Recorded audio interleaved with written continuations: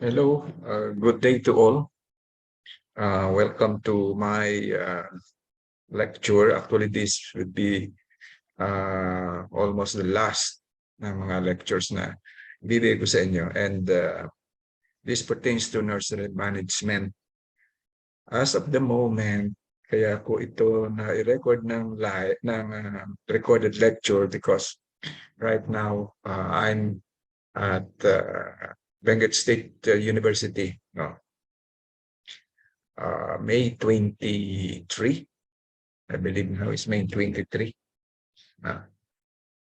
May 23 nga ba ngayon? Yes, May 23. Evening dito and in the record ito because I could not do it by tomorrow because we are on a trip. So this is Mars Nursery Management. The culmination lecture nung lahat ng mga itinuro ko sa inyo because with the knowledge, actually mga lectures lang yon and it is up to you to perform. No? Kaya may mga assignments kayo to perform. That is the only way to learn is to perform, commit mistakes, and from that mistakes you will learn. No? There's no other way to learn but to do it yourself. So welcome to Nursery Management. Ngayon tatayo na kayo ng nursery. No? The objective is to earn. No? Kumita kayo rito. And one of the practical way is to sell the plants that you have propagated. Ano ba itong plant nursery? A nursery is a place where plants are grown, nurtured, and sold out. Generally, various commercial crop growers require a good quality samplings or grafts of genuine type. No?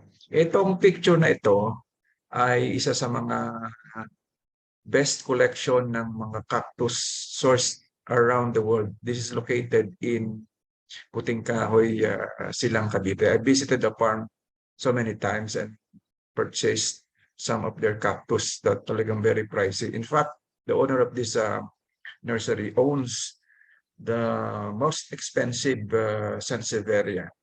May picture ako doon. At according to the news, ay binibili ng 10 million pesos yung isang halaman na yun. At ayaw pa niyang ibenta. Meron ng dahilan bakit tayo niya ibenta. Now, there are types of nurseries. Nurseries are categorized in different ways. According to time, the duration, nurseries are classified into two types. First is the temporary nursery. This type of nursery is developed only to fulfill the requirement of the season or a targeted project. The nurseries for production of seedlings or of transplanted vegetables and flower crops are of temporary nature. Likewise, temporary arrangement for growing forest seedlings or planting in particular area can also be done in temporary nursery. Okay, parang kinreate mo lang yung shed na yon just because meron kang seedlings na itatanim. After that, it ceases to function unless meron ka uling bago. But the other one is the permanent nursery, kung saan this type of nursery is placed permanently so as to produce plants continuously. No? Kasi yung una probably ay itatanim lang niya. Siyempre, pag naubos na yung taniman niya, no need for seedlings. But this permanent nursery is designed siya na mag-produce hindi para itanim niya, kundi para ibenta at itanim ng ibang tao. These nurseries have all the permanent features. The permanent nursery has permanent mother plants. Okay, importante yung mother plants. Diyan ka kukuha kasi ng iyong mga cuttings, seeds. Then, according to type of plants produced, nurseries are classified into the following types. Una, yung fruit plant nurseries. In this nursery, seedlings and grafts of fruit crops are developed. Meron naman tayong vegetable nurseries. Alam niyo naman yan, yung mga seedlings of cauliflower, cabbage, tomato are prepared. May bili kasi ng mga seedlings na. No? And then pangatlo ay flower plants nurseries. The seedlings of flowering plants like gerbera, yung gerbera ay parang daisy, magandang daisy. Carnation, petunia, salvia, rose, chrysanthemum, or mums kung tawagin. Coleus, no? Coleus yung mga mayana, aster, dianthus are developed in these nurseries. Fourth is the forest nurseries, no? The seedlings of plants useful for forestation like pine, oak, teak, eucalyptus are prepared and sold. May mga dito sa atin nagbebenta, local naman, yung mga mahogany, nara, etc., etc. No? And then the fifth is the miscellaneous nurseries. In such types of nurseries, plants with great economic value, rare and medicinal herbal plants are propagated. In this nursery, plants like geranium, rose, calendula, and marigold are propagated. Planning of nursery, one has to decide which type of nursery is to be started. Ayan, pili kayo dyan kung anong gusto nyong i-start na nursery. Siyempre, depende sa hilig mo. If you want itong mga flowering, then you know what to do. Kung gusto mo naman mga fruit trees, ang iba naman ay combination. Site is a place upon which one can produce seedlings of plants. Siyempre, importante yung site. No? Qualities of a good site are una, nearness of road, near a habitat, suitable climate, siyempre, neither shady nor exposed area. Hindi pwedeng lagi nilang lilog, no? And then sufficient sunlight, good irrigation and facilities, good soil condition, good transport facility. Now, the first step in successful vegetable production is to raise healthy, vigorous seedlings. Young plants, whether propagated from seed or vegetative, require a lot of care, particularly during the early stage of growth. They have to be protected from adverse temperatures, heavy rains, drought, wind, and varieties of pests and diseases. If small-seeded vegetables are sown directly in the field, germination is often poor and the young plants grow very slowly and require a long time to mature. So talagang tama dyan, i-grow mo muna sa nursery pag maliliit pa. Also, the season may be too short for full development in the field. Now, ayan yung mga types nga, no? Greenhouse, nursery, net house nursery, or open field nursery. There are three main facilities. No? Ayan, nakita nyo rito yung greenhouse. Yun. Talagang balot na balot. No? Closed. Ito naman net house. Yan. Ito kaya ginagawa yan ay to reduce the amount of sunlight. And then open field, talagang kailangan niya ng full sunlight. So diyan na nakatanim yung kanyang mga seedlings at kukuhanin siya as seedlings. Ano? So paano ba ang seedling management? Siyempre watering. Not to overwater, huwag din kulang sa dilig. At ang problema dyan, iba-ibang halaman have different requirements for watering. Now, shading. So, dapat alam natin kung anong klaseng halaman yan. Sila ba shade loving or sun loving? Thinning, no? Kapag di mo siya tinrim, naku, walang kaganda-gandang puro ikang wild. Parang taong di marunong, di nagpapagupit. So, importante yung thinning para ma-introduce din yung proper na pagdagdag ng mga stems. Ano? Insect pest and disease control. This is a continuous process from seedling emergence to transplanting. It is normally done by physical means, but chemicals can also be used if the need arises. And then also, siyempre, tanggalan ng damo. And hardening up. Alam niyo naman yung hardening up na pinaano mo yan, pinapractice mo muna sa sunlight bago mo i-full sunlight. So may hours muna i-expose. At yan ay naituro na sa inyo on other subjects. No? And then transplanting, siyempre, pili ka ng magandang oras na transplanting para hindi siya ma-expose ng napakainit. No? Probably early in the morning or late in the afternoon. Ano yung mga tools and equipment for plant nurseries? Marami. Could not mention to you all. You should be familiar with them. At narito yung mga ilan sa mga pictures lang, ano. Loper, yan yung mahaba ang tangkay, panggupit ng mga sanga. So, of course, dapat meron kayong batting or crafting knife, or you could have a cutter, maraming nabibili niyan. At kung kukuha ng mga sayo, you need a ladder, a pruning saw, label, plastic bags, kung kayo nag-graft, siyempre mga paso, spray, grafting tape, tie wire, water hose, and pruning shears. These are the must kung kayo ay um, nag uh, mag-i-start ng inyong business sa halaman.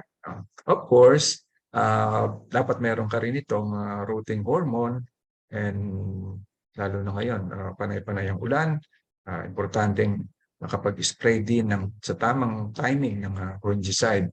I also use itong hydrogen peroxide for sanitation ng mga tools or yung mga equipment mong gagamitin mo, especially in cutting stems ng yung mga grafting materials. Now, here is a sample ng mga natuwang magnegosyo sa paghahalaman. This one is his name, susunod na slide. But he is an ex-OFW, became king of the big booming plant selling business. Kumita na. Nakita niyo ba yung halaman niya na photos yan, variegated ng yellow. No? No. Ito naman yung isang most expensive plant in the Philippines.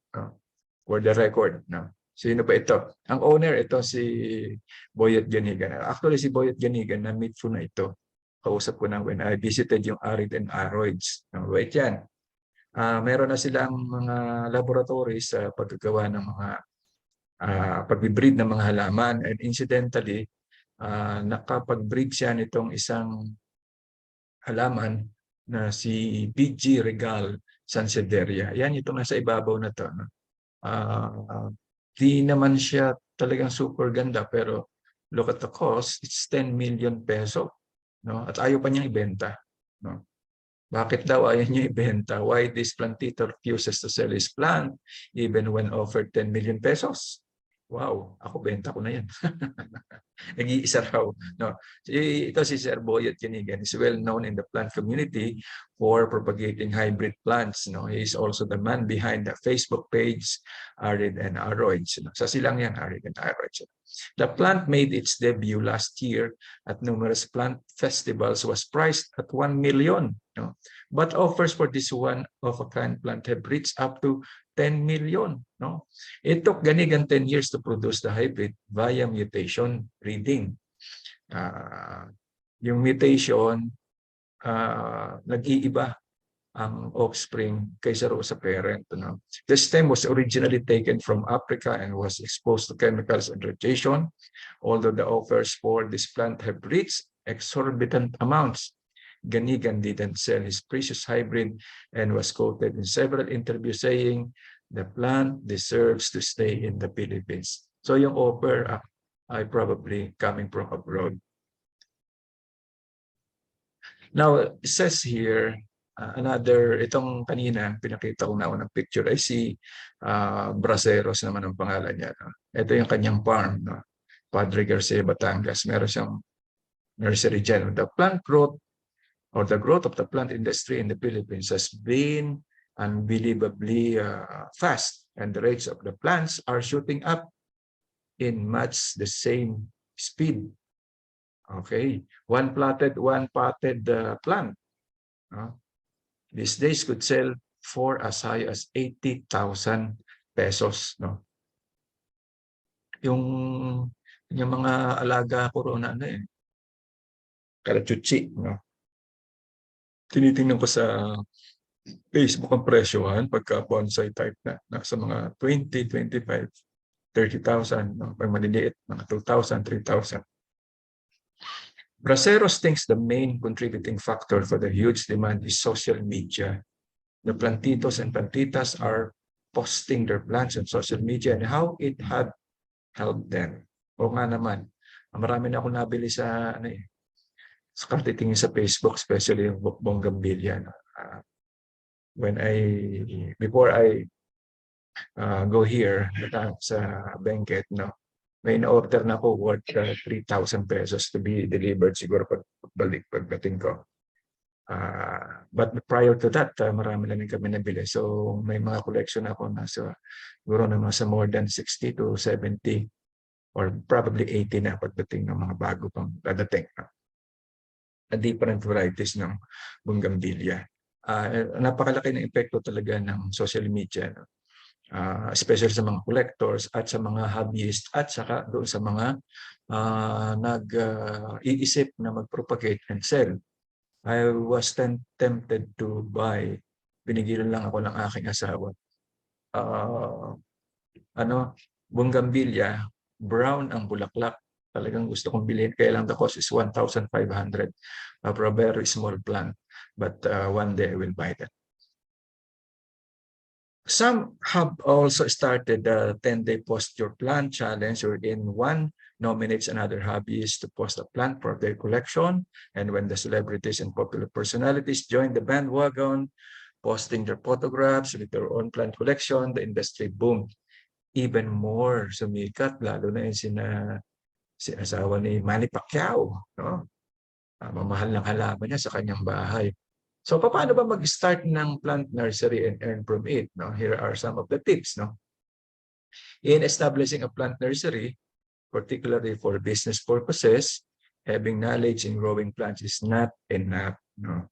As it entails challenges that require dedication, long hours, and hard work. On Sunday, before kahapon lang pala, no? Siguro naka 100 ako noong aking cuttings, binalutan ko pa siya ng plastic, no.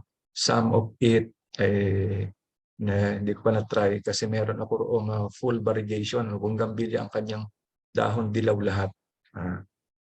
Ang problema noon yun ay kulang doon sa green na pigment, baka hindi siya makapag-produce. But hopefully, when I came back on Saturday, sana hindi pa siya nalalanta, hopefully. At that could be one of the rare na mapuproduce ko. No? So, kailangan if you're knowledgeable about plumbing, pati plumbing, tubig kasi, di ba? Electricity, siyempre para makatipid ka, ikaw na rin ang mag-electrician. Equipment, soil types, labor management. Yung soil types naman, siyempre, pipili ka ng mga yung lupa mo, may mga nutrient pa. At saka haluan pa ng sari-sari. Napakaraming sapo noong ipa na may ipot yung ipa-deliver ko. Labor management. Pag labor management, mahal ang labor ngayon. Bayad ko na sa isang araw, 500.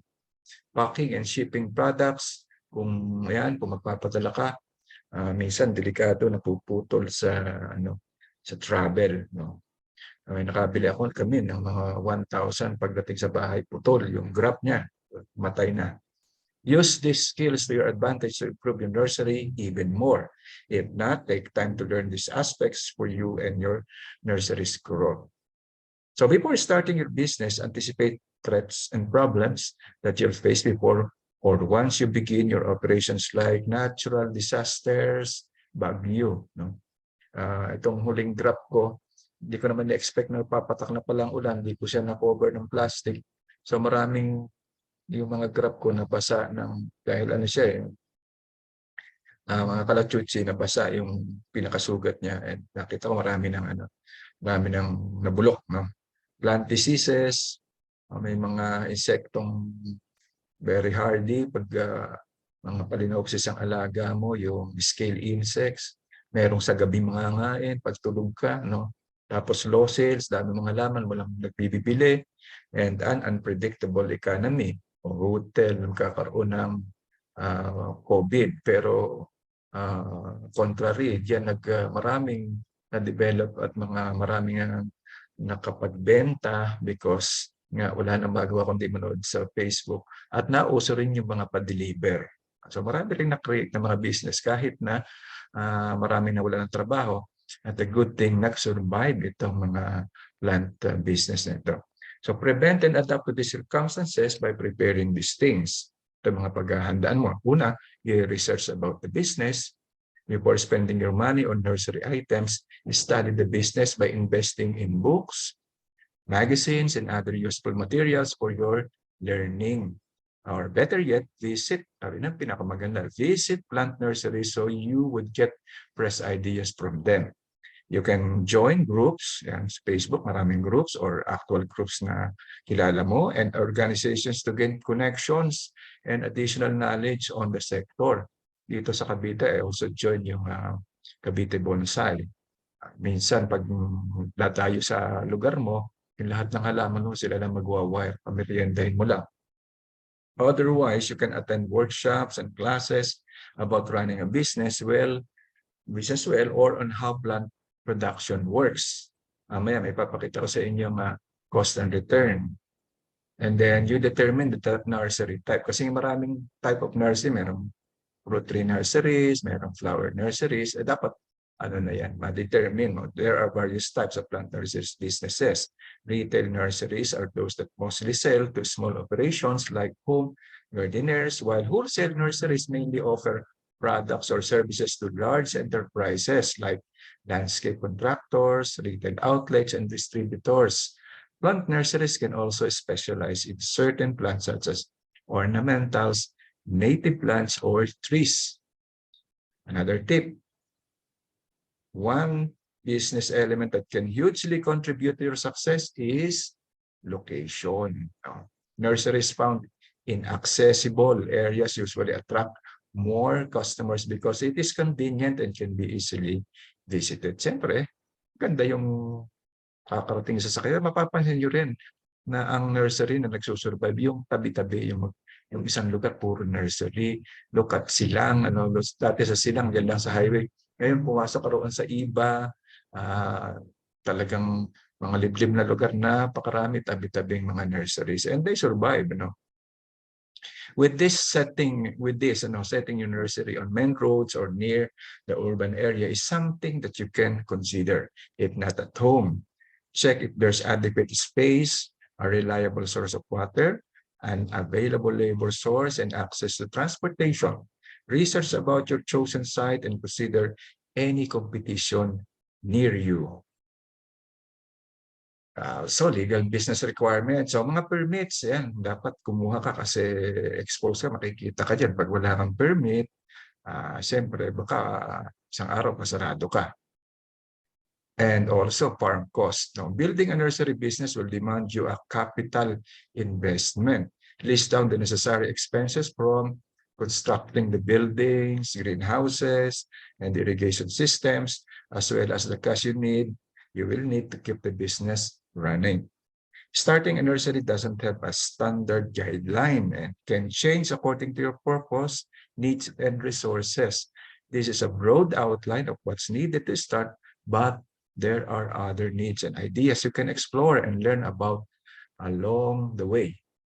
Now, here is the sample of a cost and return. No, I could not actually read to you one by one, but this is a good representation kung gagawa kayo ng financial forecast or financial planning. You need the production space, yung kanyang area in square feet, of course, the capital investment for land, buildings, machinery, etc., etc. You also have the unallocated non-cash cost in annual, yung mga tawag dyan, yung mga depreciation, yung naluluma mga building, machineries, at yung decrease in inventory. Yan, maraming mga dapat i-consider. Others, siyempre, salary and benefits ng operator, tauhan mo, mga materials naman, siyempre you have the pesticides, fertilizer, packing and shipping, media, soil amendments, pati ipot nyo binibili na, pati ipa binibili na, pati buhangin binibili na, water and other materials, machinery and equipment, of course, yung fuel and oil, etc., overhead, alam niyo naman, utilities, insurance, travel, rental, etc.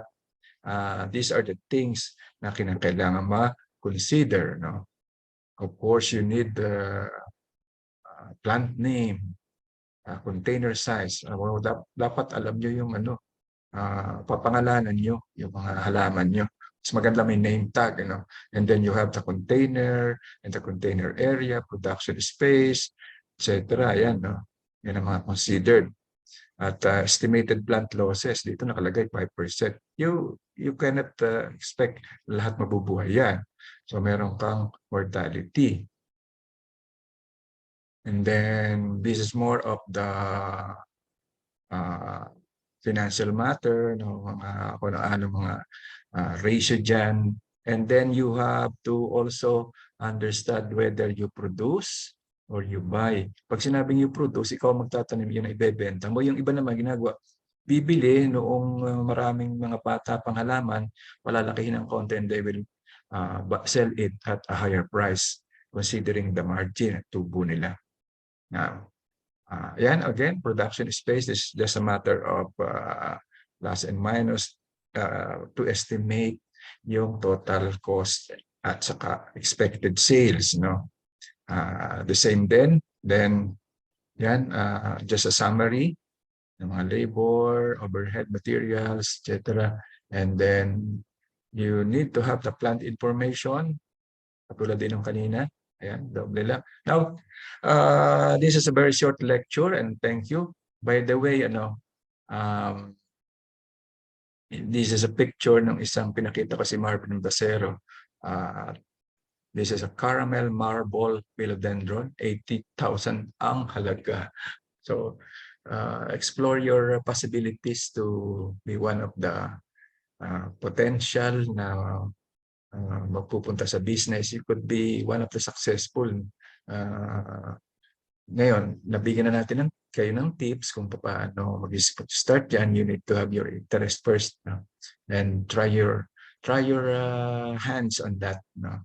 Collect, pag-aralan yung paano mo nag-grow, and then test the market by posting it. Ay, baka magulat kayo, no? Kulangan kayo ng pambenta. So hopefully, nagkaroon kayo ng a good idea of how a plant nursery is being put up na gagawin siyang isang enterprise or business. So thank you. This is your professor again, broadcasting from La Jolla Hotel, Benguet, La Trinidad, Benguet Province. Thank you and good night.